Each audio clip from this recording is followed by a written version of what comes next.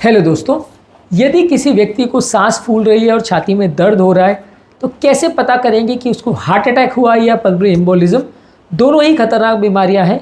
Heart attack में हृदय की नली में चोक होता है और पल्मोनरी एम्बोलिज्म में लंग्स की नलियों में। दोनों ही बीमारियों का ट्रीटमेंट स्ट्रैटेजी अलग है। यदि सही समय पर दोनों को ट्रीट नहीं किया गया तो दोनों में जान जा सकती है। हालांकि थोड़ा बहुत ट्रीटमेंट पैटर्न में सिमिलैरिटीज़ हैं, लेकिन ओवरऑल बिल्कुल अलग तरह की बीमारियां हैं।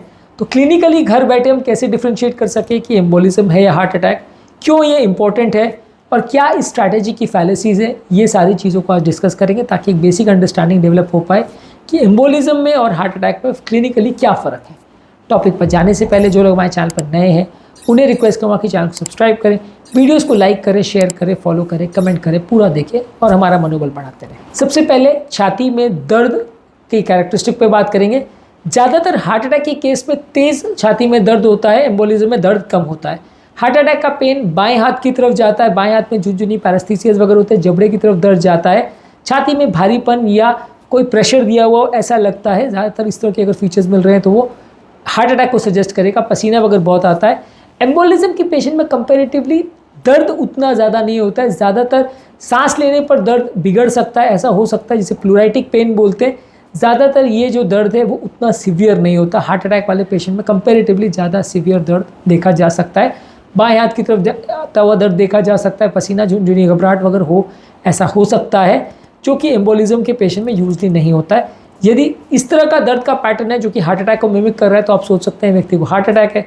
यदि ऐसा दर्द है जो कि बहुत ज़्यादा सीवियर नहीं है, श्वास लेने से या खांसी करने से बढ़ रहा है, कम हो रहा है, तो वो एम्बोलिज्म को फेवर करेगा। यदि दोनों ही व्यक्ति को बाकी सब चीज़ें सिमिलर है तो। इसके अलावा यदि किसी व्यक्ति को हार्ट अटैक है तो उसको वैसे व्यक्ति को बहुत ज़्यादा उल्टी होना, नौजिया होना, चक्कर आना, बेचैनी होना, कमज़ोरी होना, धड़कन बढ़ जाना, पसीना बहुत ज़्यादा आना, बहुत ज़्यादा कमज़ोरी और सुस्ती का होना, ऐसा हो सकता है। एम्बोलिज्म वाले पेशेंट में श्वास बहुत ज़्यादा फूलेगी, दर्द कंपेरेटिवली कम होगा, खांसी बहुत ज़्यादा होगी, चक्कर उसमें भी हो सकता है। हृदय की गति एम्बोलिज्म में ज़्यादातर बढ़ी हुई ही मिलेगी, जबकि हार्ट अटैक में वो बढ़ी या घटी दोनों हो सकती है, नॉर्मल भी हो सकती है। सीवियर केसेस में एम्बोलिज्म में आदमी बेहोश भी हो सकता है।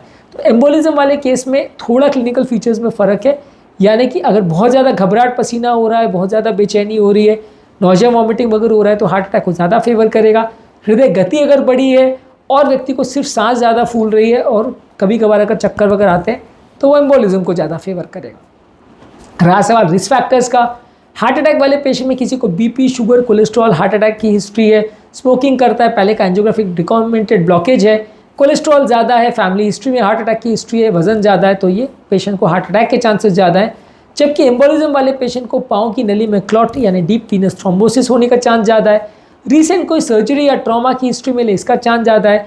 लंबे समय तक वो बिस्तर पर पड़ा हो या प्रोलॉन्ग या लंबा ट्रैवल किया हो, इसके चांस ज़्यादा है। कैंसर हो, प्रेगनेंसी हो, हार्मोनल कॉन्ट्रासेप्टिव्स पर वो चल रहा हो, हार्मोन रिप्लेसमेंट थेरेपी चल रही हो, या कोई ब्लड क्लॉटिंग की बीमारी हो, ये रिस्क फैक्टर्स होते हैं एम्बोलिज्म के। तो जिस पैटर्न पे रिस्क फैक्टर्स हैं उसमें भी आप डिफ्रेंशिएट कर सकते हो कि व्यक्ति को हार्ट अटैक है या नहीं। अब आती है बात डायग्नोस्टिक फाइंडिंग्स की। ऑब्वियसली जब आप ईसीजी करते हैं तो ईसीजी का पैटर्न हार्ट अटैक का बिल्कुल अलग होता है, एम्बोलिज्म का बिल्कुल अलग होता है। इकोकार्डियोग्राफी में हार्ट अटैक में हार्ट का पंपिंग थोड़ा कम दिखेगा, एम्बोलिज्म में हृदय गति बढ़ी हुई मिलेगी, राइट साइड हार्ट डायलेटेड मिलेगा। इसके अलावा आप पेशेंट का डी डाइमर कर सकते हैं जो कि एम्बोलिज्म में पॉजिटिव आता है, हार्ट अटैक में ट्रोपोनिन पॉजिटिव आता है। सीटी एंजियो कर सकते हैं जो कि कंफर्म करता है कि एम्बोलिज्म है। रेगुलर कैथेटर एंजियो कर सकते हैं जो कि कंफर्म करता है कि हार्ट अटैक है।